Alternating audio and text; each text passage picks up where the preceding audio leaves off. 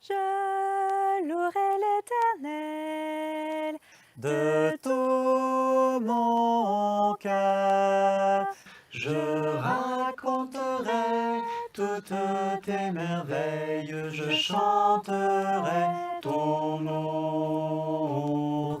Je louerai l'Éternel de tout mon cœur. Je ferai de toi le sujet de ma joie. Alléluia. Dieu l'éternel est roi, il règne à jamais. Pour le jugement, il dresse son trône, il jugera la terre. Dieu l'éternel est roi, il règne à jamais. Le monde verra la force de son bras. Alléluia. Dieu voit les opprimés, il élèvera lui, leur refuge au temps des grandes détresses, son nom est leur salut. Dieu voit les opprimés, il élèvera lui, il sauve les siens, car il est le Dieu saint. Alléluia.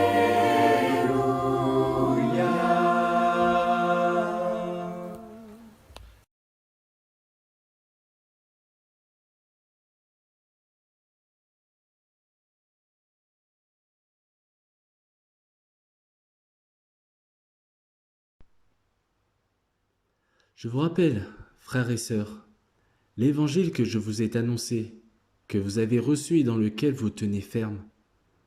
Je vous ai transmis avant tout le message que j'avais moi aussi reçu. Christ est mort pour nos péchés, conformément aux Écritures. Il a été enseveli et il est ressuscité le troisième jour, conformément aux Écritures. Ensuite, il est apparu à Céphas, puis aux 12. Après cela, il est apparu à plus de 500 frères et sœurs à la fois, dont la plupart sont encore vivants et dont quelques-uns sont morts. Ensuite, il est apparu à Jacques, puis à tous les apôtres. Après eux tous, il m'est apparu à moi aussi, comme à un enfant né hors terme. Christ est ressuscité, précédant ainsi ceux qui sont morts. En effet, puisque la mort est venue à travers un homme, c'est aussi à travers un homme qu'est venue la résurrection des morts. Et comme tous meurent en Adam, de même aussi tous revivront en Christ. Le corps est semé corruptible, il ressuscite incorruptible. Il est semé méprisable, il ressuscite glorieux. Il est semé faible, il ressuscite plein de force.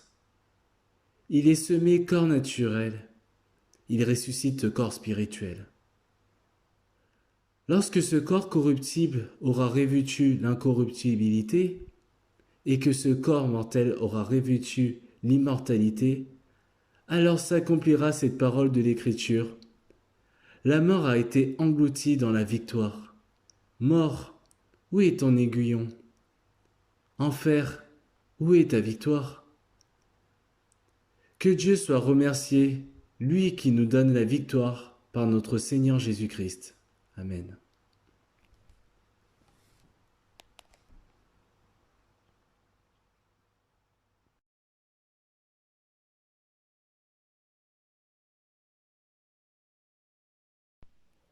Dieu Père, merci pour cette nouvelle journée que tu nous accordes. Merci pour cette nouvelle semaine. Merci pour la semaine qui s'est écoulée. Merci Père pour ta création, ton amour, ta fidélité. Merci parce que tu es toujours là pour nous. Tu nous protèges en tout lieu et en tout temps. Notre Père, nous voulons te prier pour la situation dans notre monde. Nous te prions pour ce monde qui pose des questions, qui se demande pourquoi. Comment cela peut-il arriver avec tant de technologies, tant d'avancées scientifiques? Nous te prions pour que le monde comprenne que tu es la solution et que tout passe par toi. Tu es le Créateur, le Dieu créateur et le Dieu tout-puissant. Notre Père, nous te prions pour notre assemblée, nous te prions particulièrement pour nos membres qui sont isolés, qui n'ont pas la possibilité de pouvoir suivre ces cultes à distance. Nous te remercions pour les enseignements que nous avons tout au long de la semaine. Nous te prions pour que cette épreuve nous permette de grandir, que ce soit de manière individuelle et surtout collective. Notre Père, nous te remercions pour les paroles que nous allons écouter de notre frère Max. Merci parce que tu as envoyé ton Fils qui s'est sacrifié, mais qui est surtout ressuscité. Et merci pour la résurrection de ton Fils. La plus grande marque d'amour de toute l'humanité, notre Père. Et nous te remercions pour tout ce que tu fais encore. Nous te demandons de bénir aussi nos frères et sœurs qui s'assemblent à distance, sûrement, dans le monde. Nous savons que nous ne sommes pas seuls à te louer aujourd'hui. Et nous voulons te louer de tout notre cœur comme nous venons de le chanter. Notre Père, nous te prions pour la suite de ce culte et que nos cœurs soient disposés à t'écouter et à te louer. C'est au nom de ton Fils que nous te prions. Amen.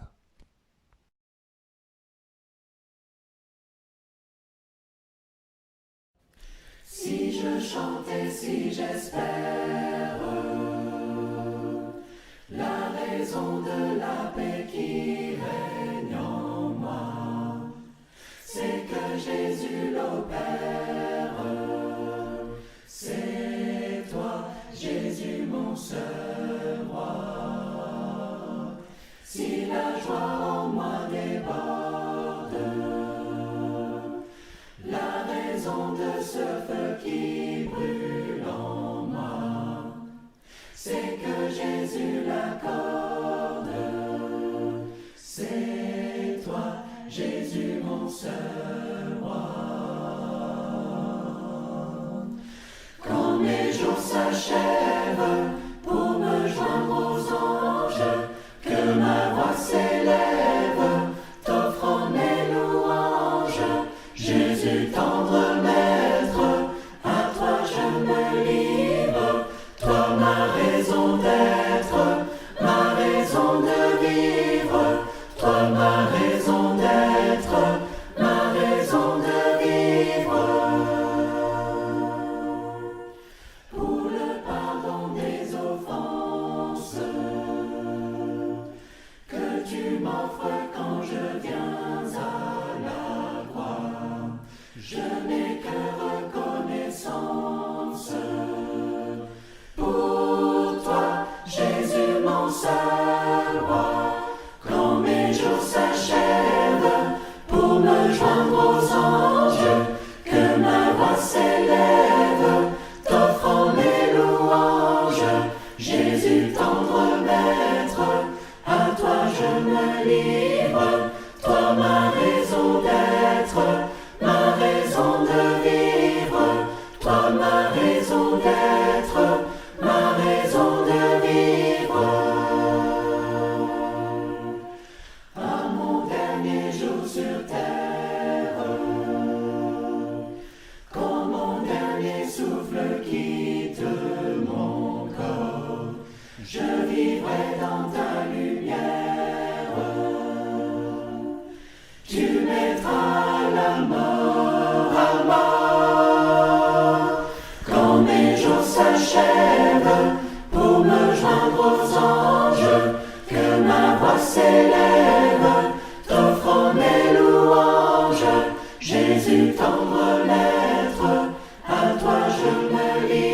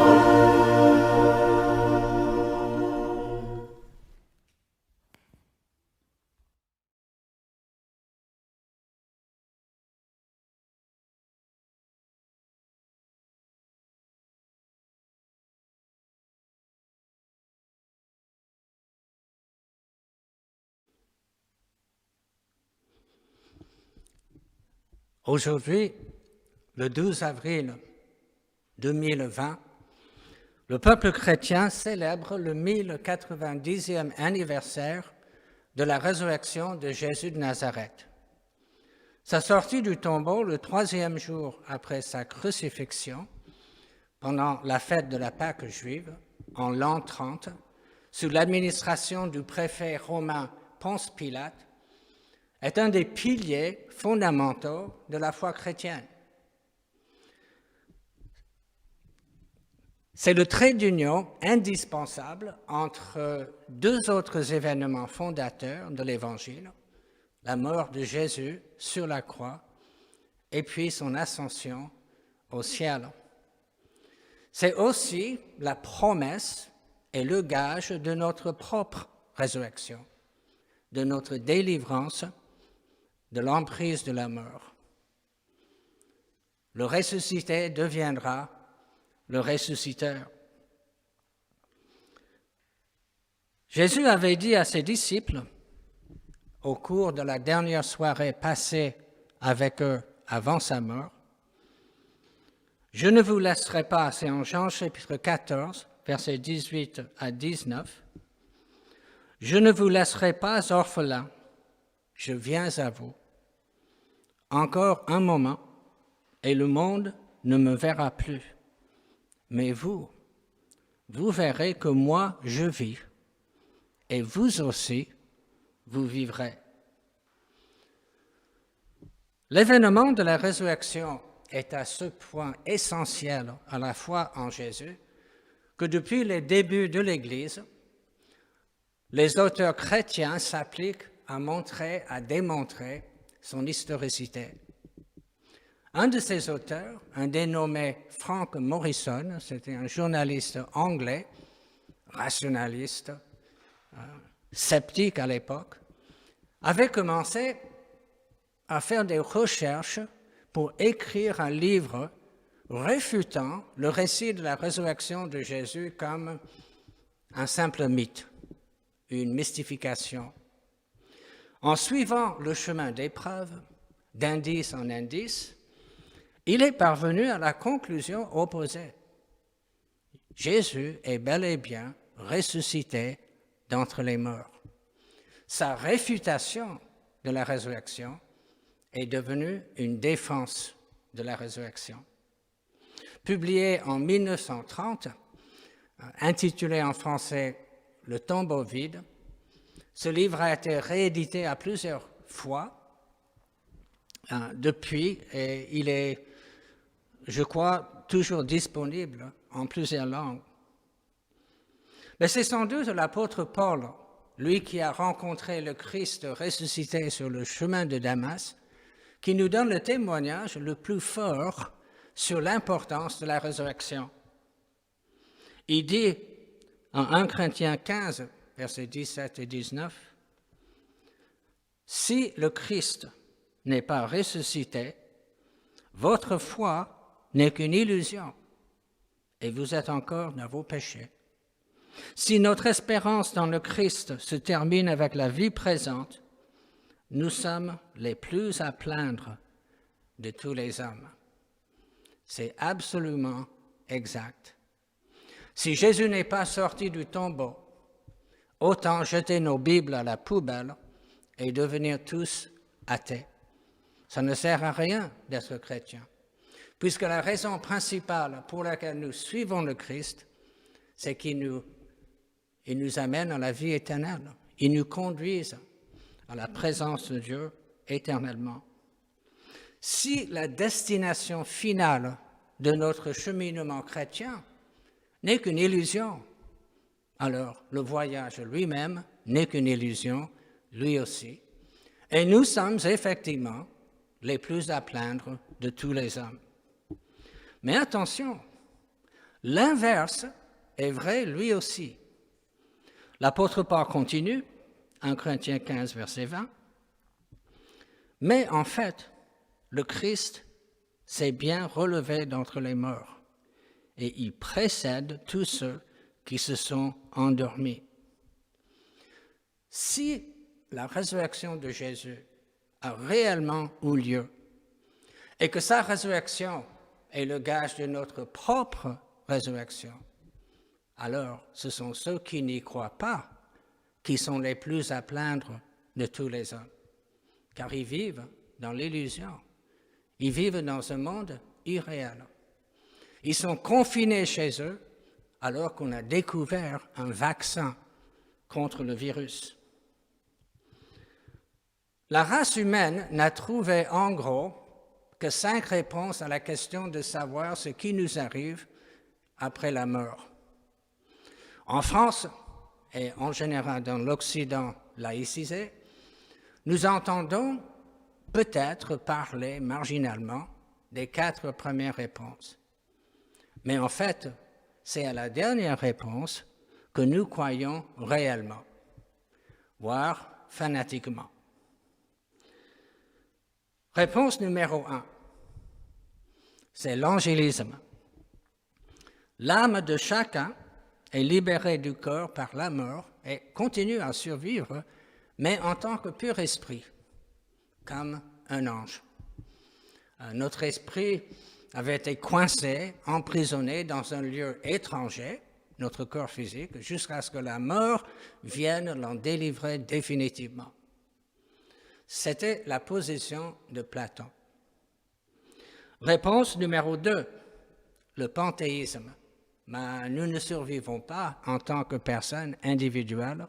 Nous nous fondons tous dans le grand tout, comme une goutte d'eau qui tombe dans la mer.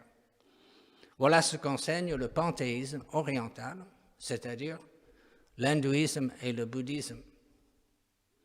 Réponse numéro 3, la réincarnation. Nous revient sur la terre dans un nouveau corps mortel. Cette croyance, cette réponse a du succès à de nombreuses époques différentes et dans de nombreuses cultures différentes. D'habitude, la réincarnation, c'est le moyen de nous libérer de notre corps. Donc cela rejoint les réponses numéro 1 et 2. Réponse numéro 4, j'ai appelé le spectralisme. Je ne sais pas si ce mot se trouve dans le dictionnaire. Nous survivons à la mort, oui, mais uniquement en tant que fantômes. Nous ne serons plus que la pâle ombre, une version très diminuée des êtres vivants que nous étions. C'est la croyance des tribus et les cultures les plus anciennes, y compris les premiers Hébreux et les premiers Grecs, et aussi plus récemment la tribu des producteurs de films d'horreur, avec des zombies et des fantômes. Mais en fait, nous, en France, nous ne prenons vraiment au sérieux aucune de ces 4 réponses, même si nous nous laissons distraire momentanément par des livres et des films qui les prennent pour thème. Nos enfants n'iront pas au collège ou au lycée pour apprendre le platonisme ou l'hindouisme ou la réincarnation. Ce que nos enfants y apprendront, c'est la 5e réponse. La réponse typiquement moderne. La réponse du matérialisme athée. Réponse numéro 5, donc, l'anéantissement. Après la mort, nous ne serons plus rien du tout. Le néant. La mort met fin à tout. Sauf, même si cela ne dure pas très longtemps, notre réputation, nos œuvres, nos enfants qui nous survivent. Seulement, nous n'en saurons absolument rien et nous n'en tirerons aucune satisfaction du tout parce que nous aurons disparu pour toujours. La vie de chacun de nous et la vie de chacun de nos enfants dans la société actuelle est une lutte acharnée, le champ de bataille d'un combat à mort entre 2 visions du monde radicalement et irrévocablement opposées. L'enjeu de ce combat c'est nous-mêmes. C'est notre moi, notre cœur et notre âme, notre identité et notre destinée. Selon la première vision du monde, celle de la Bible, nous avons été créés, nous et notre univers, par un Dieu infiniment sage et infiniment puissant. Un Dieu qui s'est fait connaître aux hommes, d'abord dans l'histoire d'Israël, et puis suprêmement dans la personne de Jésus de Nazareth. Non seulement nous avons été créés par ce Dieu, mais nous avons été créés à son image. Et nous sommes destinés à vivre avec lui une relation d'amour filial, de père-enfant. Seulement notre race s'est rébellée contre ce Dieu. Et par conséquent, la mort devait obligatoirement faire son apparition dans notre monde.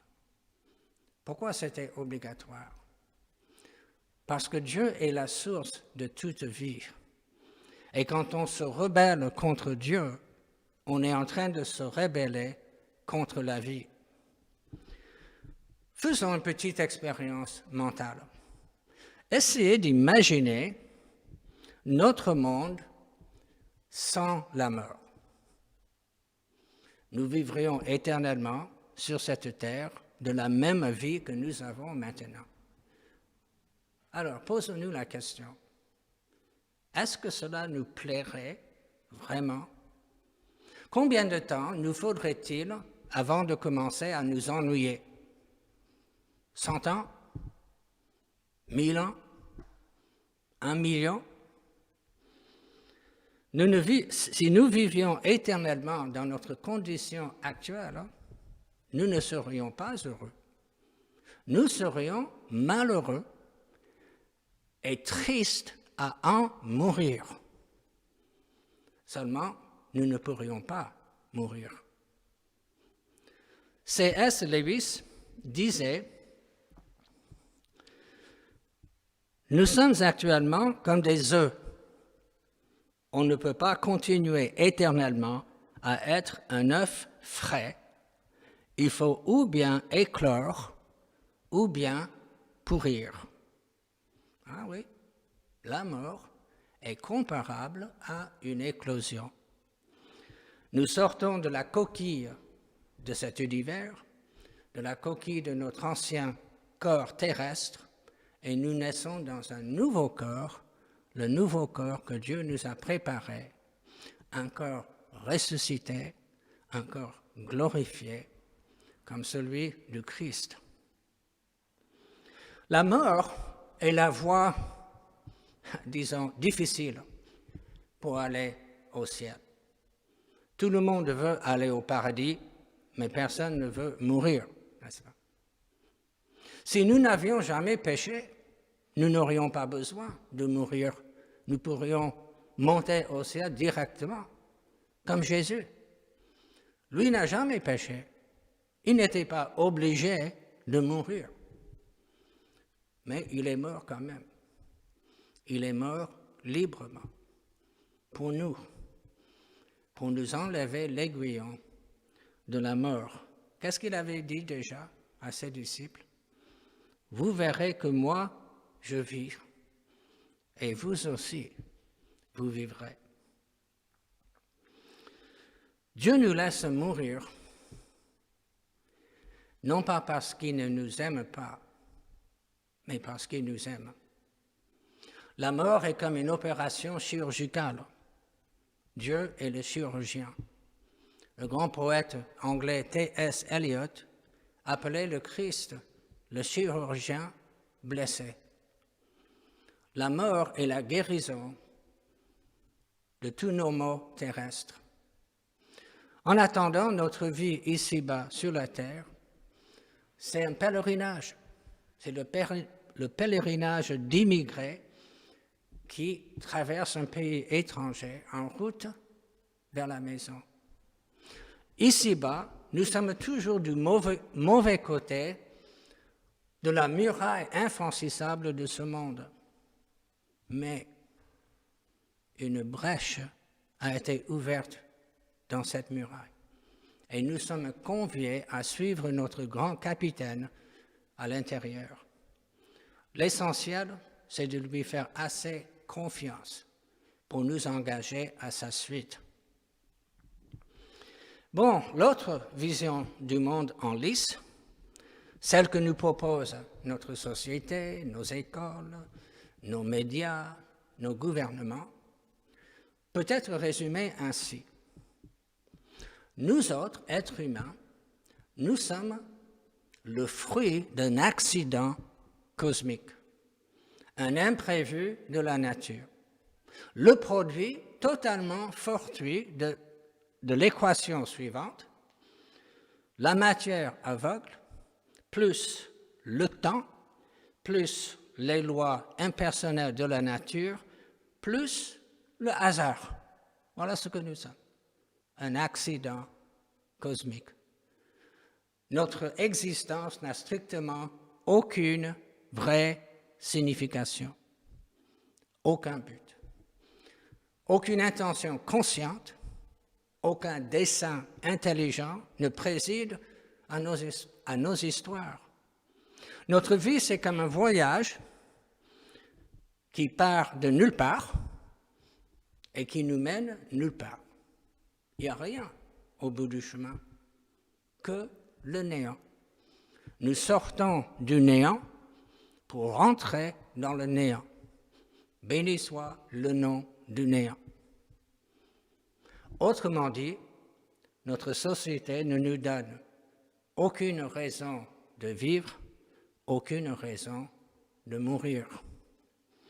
Voilà pourquoi on ne cesse pas de nous rabattre les oreilles en nous disant que chacun est libre de se fabriquer lui-même un sens à sa propre vie.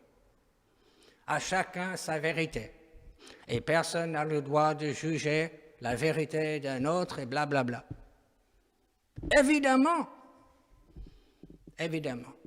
si notre vie n'a aucun sens objectivement vrai, tous les sens subjectifs que nous pouvons lui inventer sont effectivement et forcément égaux, c'est-à-dire également bidons. C'est comme si on pratiquait le tir à l'arc sans une cible. Tout le monde met dans le mille à tous les coups. C'est comme si on tirait un ballon de foot sans filet et sans poteau. À tous les coups, on marque un but. Et dans tout cela, on a l'impression d'être libre. On a l'impression d'être tolérant. Mais en fait, c'est une vie horrible. C'est une course inhumaine. C'est un tour de manège, on tourne en rond, mais on n'arrive jamais nulle part. La mort n'est pas une destination à laquelle nous pouvons parvenir. C'est simplement le moment où on nous dit qu'il faut descendre de notre cheval de bois. Game over. Oui, la pensée moderne a depuis longtemps abandonné complètement la notion de but, sauf dans un sens très subjectif et très superficiel. Tout ce qui nous reste concrètement, c'est la poursuite du maximum de plaisir. Nous devons, semble-t-il, viser une liberté de plus en plus grande dans la satisfaction de certains appétits. Le sexe, l'estime de soi, le confort matériel, le confort psychologique, le divertissement. Bref, il faut profiter un maximum de Disneyland que nous nous sommes construits. En attendant le moment où le vigile viendra nous prévenir que le temps qui nous était imparti est maintenant écoulé et que nous devons, s'il vous plaît, nous devons nous diriger vers la sortie. Voilà, c'est tout ce qu'il y a. Il n'existe aucune nature humaine à réaliser, parce que l'existence d'une nature humaine impliquerait l'existence d'un créateur de cette nature humaine, et cela, on n'en veut pas. Il n'y a aucune destinée humaine, sauf le néant. Aucun destiné de peuple de racheter liés les uns aux autres par l'amour et le devoir, éternellement dans la présence de Dieu. Le jour de Pâques, il y a 1990 ans, Dieu n'a pas simplement ramené un cadavre à la vie. Cela n'aurait été qu'un miracle. Il n'a pas simplement non plus donné raison à son Fils innocent contre ses accusateurs et contre ses meurtriers. Cela n'aurait été qu'un redressement de la justice. Non. Le dimanche de Pâques, nous célébrons le moment où celui qui gouverne l'univers a inauguré un monde nouveau. Un monde où la mort n'est plus la réalité ultime. Qu'est-ce que Dieu dit dans l'Apocalypse? Il dit, « Voici, je fais toutes choses nouvelles. » Ben, nous vivons actuellement ce moment. Nous vivons déjà l'époque où ciel et terre sont remplis de sa gloire. Jésus est ressuscité. Il règne sur l'univers à partir du ciel, déjà depuis presque 2000 ans. Mais vous savez, la bonne nouvelle est encore meilleure que cela. Car par sa mort et sa résurrection et son ascension, Jésus a glorifié notre pauvre chair et il nous a transportés avec lui jusqu'au ciel. L'apôtre Pierre dit cette chose incroyable dans sa deuxième épître, presque blasphématoire. Il dit en 2 Pierre 1, verset 4, « C'est ainsi qu'il nous a accordé les biens si précieux et si importants qu'il avait promis, afin qu'en les recevant, vous puissiez échapper aux désirs destructeurs qui règnent dans le monde et participer à la nature divine. » Par sa parole, par son esprit, par son Église, par les signes sacrés qu'il nous a laissés, le baptême, la communion, le culte, les chants, les prières, toute la vie chrétienne. Dieu nous donne le pouvoir de vivre de cette vie céleste, déjà ici-bas, par anticipation, en tant que colonie terrestre de notre patrie céleste. Les premiers pères de l'Église aimaient beaucoup la fête de Pâques, parce que c'était à ce moment-là qu'on administrait le baptême, qu'on admettait les catéchumènes dans la communion des saints, mais surtout, on les admettait dans cette vision du monde nouveau, inauguré par le Christ. Le monde tel que Dieu l'avait créé au départ. Le monde tel qu'il a racheté et qu'il le rachète aujourd'hui même. C'est par la résurrection que nous pouvons voir ce nouveau monde de Dieu, baigné par le fleuve d'eau vive, nous dit l'Apocalypse, brillant comme du cristal, sortant, jaillissant du trône de Dieu et de l'agneau. À la lumière de Pâques, nous pouvons voir bien plus de choses qu'auparavant, parce que maintenant, nous regardons avec les yeux de la foi. Nous regardons avec les yeux illuminés par la connaissance du dessein de Dieu. Les chrétiens dont l'espérance ne s'étend pas jusqu'à la vie à venir, ils garderont leurs yeux fixés sur ce monde-ci et ils se demanderont pourquoi ils n'ont pas trouvé plus de joie dans leur religion. Que ce ne soit pas notre cas à nous. Vivons ce jour de Pâques pleinement dans le monde nouveau inauguré pour nous par le Christ ressuscité.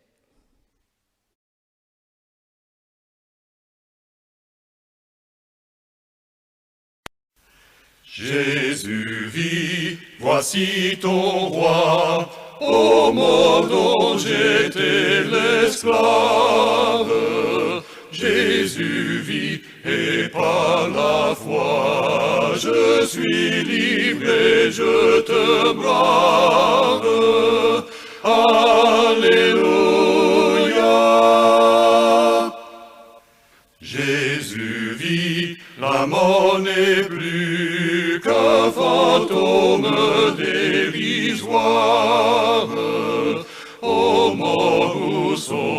disparu ton aiguillon, ta victoire.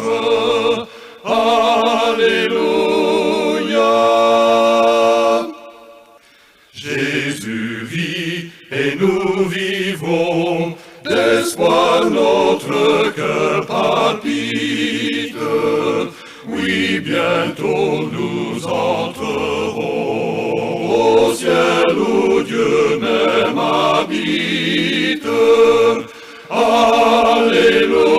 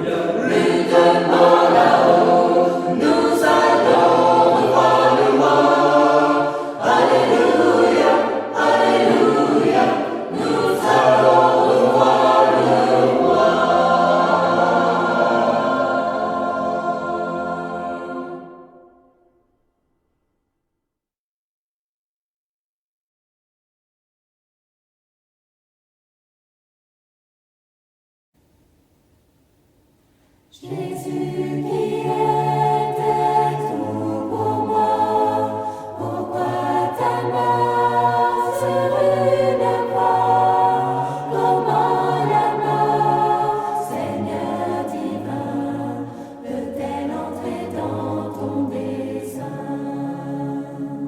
Ils disent qu'ils t'ont vu vivant, mais moi j'ai vu mort et néant.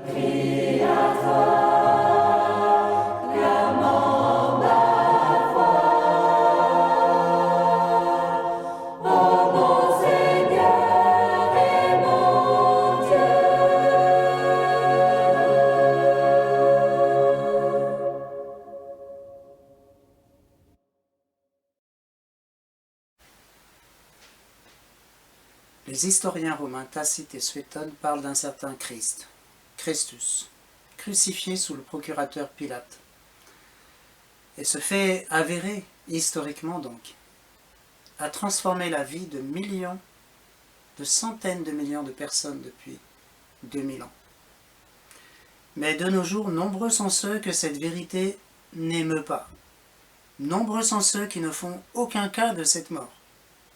Après tout, ce n'est qu'un homme qui est mort ce jour-là. Mais qui est mort sur la croix? Un homme juste? Oui. Un envoyé de Dieu? Oui. Mais encore. Écoutons quelques extraits du Nouveau Testament. Au commencement était la parole, et la parole était avec Dieu, et la parole était Dieu.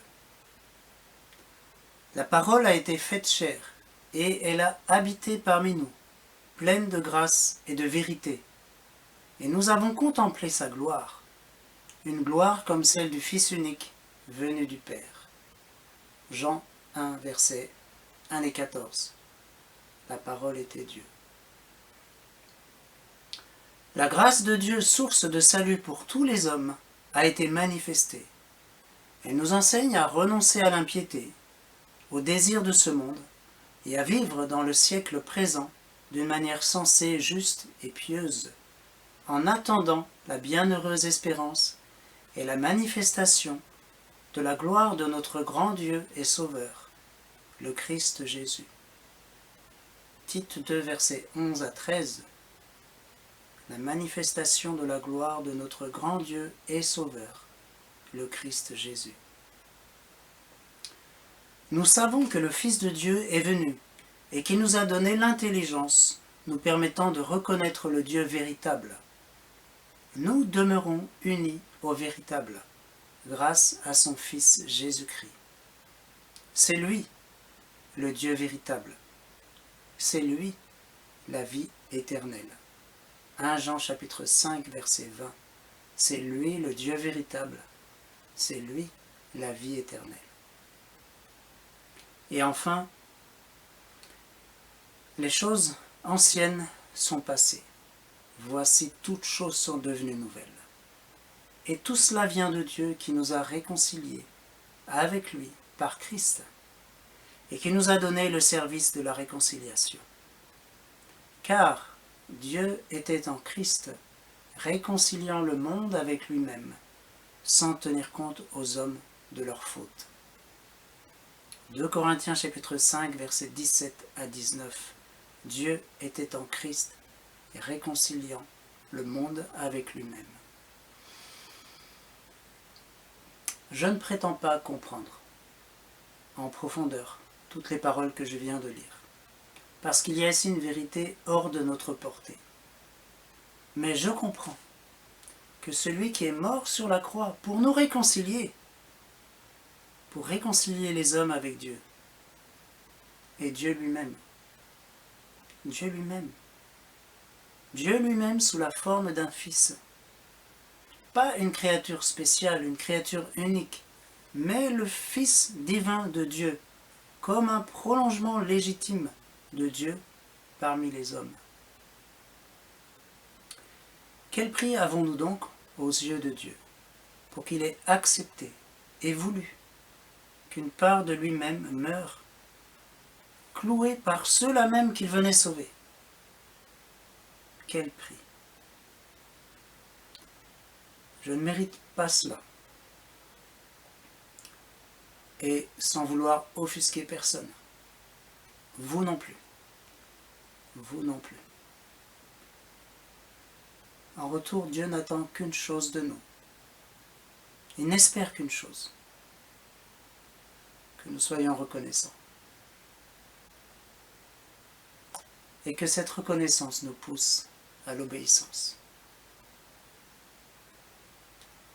Nous allons prier pour le pain et pour la coupe qui sont là en mémoire du corps et du sang de Christ sur cette croix infâme. Prions ensemble, frères et sœurs.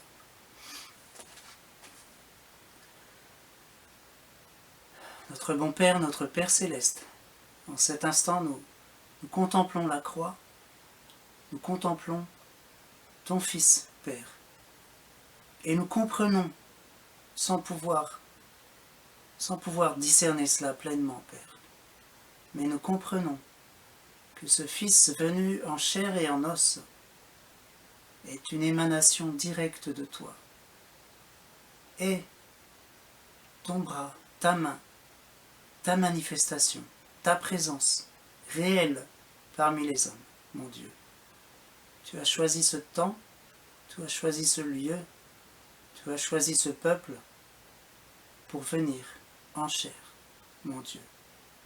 Et les hommes ont contemplé ta gloire, cette gloire du Fils unique venu du Père. Nous comprenons, Père, que dans les derniers temps, tu as parlé sous la forme d'un Fils.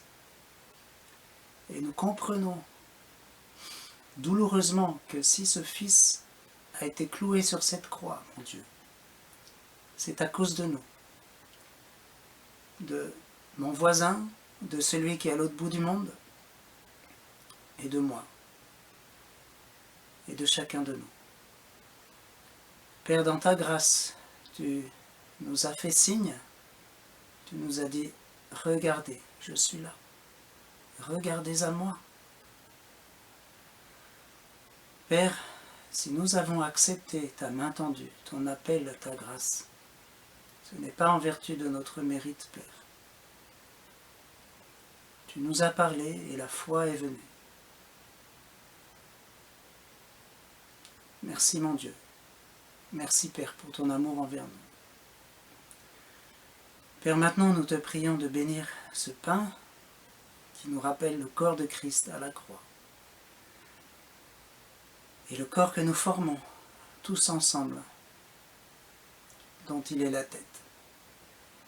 Et Père, également ce fruit de la vigne qui nous rappelle ce sang qui a coulé, ce sang promis des siècles avant qu'il vienne, ce sang de cette nouvelle alliance, Père.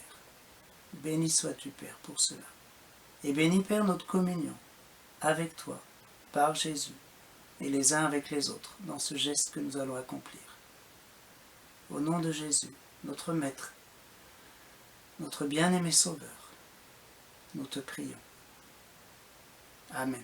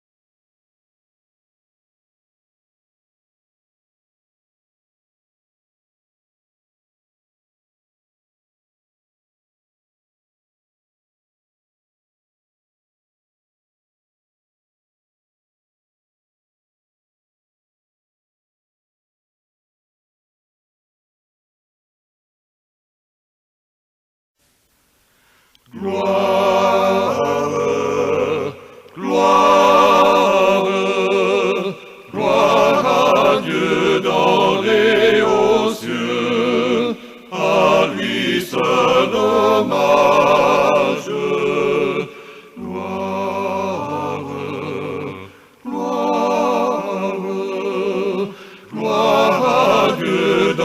envolé aux cieux, à lui seul hommage. Sa bonté, son immense charité, dure d'âge en âge. Sa bonté, son immense charité, dure d'âge en âge.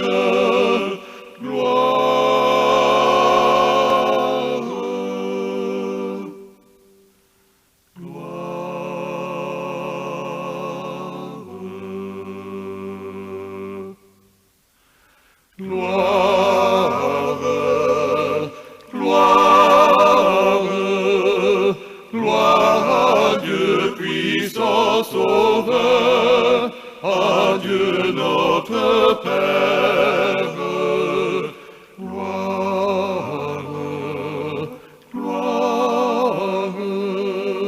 Gloire à Dieu puissant sauveur, à Dieu notre Père.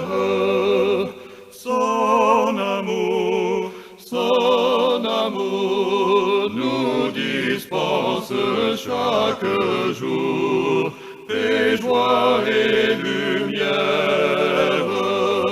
Son amour